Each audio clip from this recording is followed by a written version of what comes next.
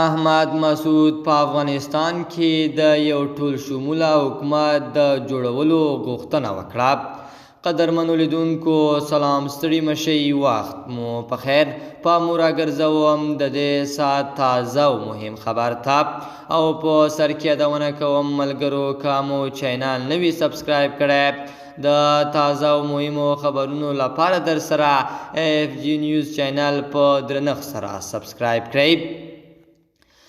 احمد مسعود یو ځل بیا په دغه هیواد کې د یو ټول شموله حکومت د جوړېدو غوښتنه وکړه او پر طالبانو یې تور پورې کړ چې افغانستان د نړیوالې ترهګرۍ په ځاله بدل شوی دی.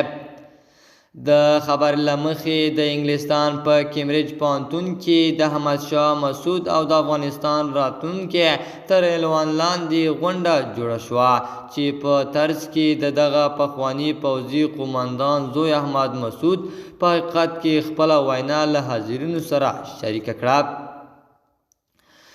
مسعود د طالبانو لخوا د ځینو قومونو ښځو بې غورۍ ته اشارې په طرز کې زیاته کړه.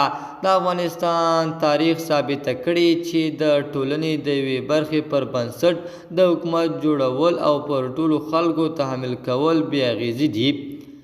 نوموړي همداراز پر طالبانو تور ولګاو چې افغانستان د نړیوالې ترهګرۍ په ځاله بدلوي.